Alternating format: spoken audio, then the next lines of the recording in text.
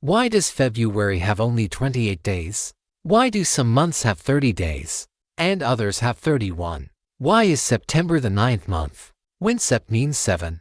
And who decided that one year should be 365 days?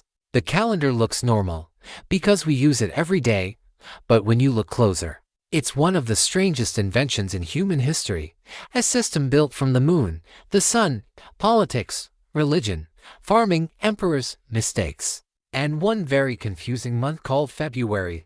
So who invented the calendar? The answer is not one person. The calendar was created by civilizations fighting one impossible problem: how to control time. Before phones, clocks, and printed calendars, humans looked up, the moon changed shape, the sun rose and set, seasons came and disappeared, and early humans noticed something important. If you could predict time, you could survive. You would know when to plant crops, when rivers would flood, when winter was coming, when religious festivals should happen. So the calendar wasn't created for convenience, it was created because civilization needed order. But the problem was, nature does not divide time neatly. The earliest calendars were probably based on the moon, and it makes sense. The moon is easy to see, it changes in a regular cycle: new moon, half moon, full moon, and back again. One lunar cycle is about 29.5 days. That became the idea of a month. In fact, the word month is connected to the word moon. But there was a problem. 12 lunar months are about 354 days. But the solar year, the time it takes Earth to orbit the sun, is about 365 days. That leaves a gap of around 11 days every year.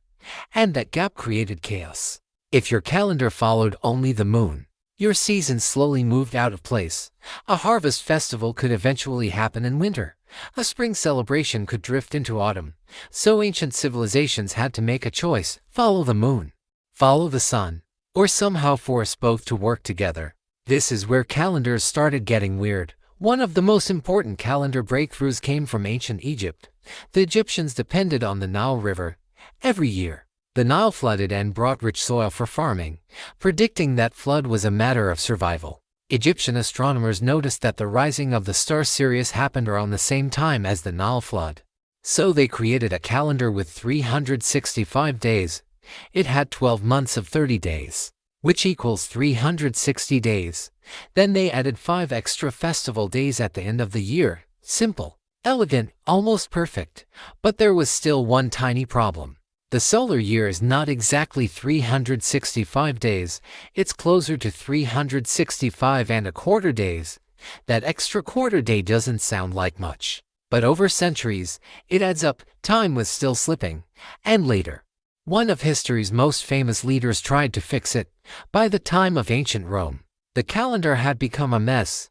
Roman politicians could manipulate the calendar for power. They could extend years, shorten them, and use time itself for political advantage. Imagine if politicians today could add extra weeks to stay in office longer.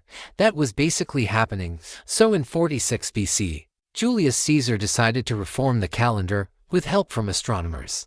He introduced the Julian calendar. It had 365 days, and every 4 years, one extra day was added. This was the leap year. Finally, Rome had a calendar that followed the sun much more accurately, but Caesar's reform created one of the strangest years in history. To reset everything, the year 46 BC had to be made extremely long. It lasted 445 days. Romans called it the last year of confusion. And honestly, that name was perfect. But Caesar's calendar didn't just fix time. It also left behind something we still see today: the names of our months. Here's where the calendar gets truly strange. September comes from a word meaning 7. October comes from 8. November means 9. December means 10. But today, September is the 9th month. October is the 10th. November is the 11th. December is the 12th. So what happened? The early Roman calendar originally began in March. That made September the 7th month, October the 8th, November the 9th, and December the 10th. But later, January and February were placed at the beginning of the year. The old names stayed. So every year, we casually use month names that are basically wrong. And then there's July and August. July was named after Julius Caesar. August was named after Emperor Augustus. So to Roman leaders are still sitting inside your calendar today. Every time you say July or August, you're speaking the legacy of Roman power. But even the Julian calendar was not perfect. Time was still drifting. Slowly, quietly, year after year, the Julian calendar assumed the year was exactly 365.25 days long. But the real solar year is slightly shorter, only by about 11 minutes. That sounds tiny, but after more than 1,000 years, the calendar had drifted by about 10 days. This became a major problem for the Church, because important religious dates were moving away from where they were supposed to be. So in 1582, Pope Gregory XIII introduced a new calendar, the Gregorian calendar. It corrected the drift by removing 10 days from the calendar. In some places, people went to sleep on October 4th and woke up on October 15th. 10 days had simply disappeared. Imagine checking your calendar and realizing history just skipped over a week and a half. The Gregorian calendar also changed the leap year rule. Most years divisible by 4 are leap years, but century years are not leap years unless they are divisible by 400. That's why the year 2000 was a leap year. But 1900 was not. Confusing, yes, but much more accurate. Now we come to the calendar's strangest month, February. Why does it have only 28 days? The answer goes back to ancient Rome.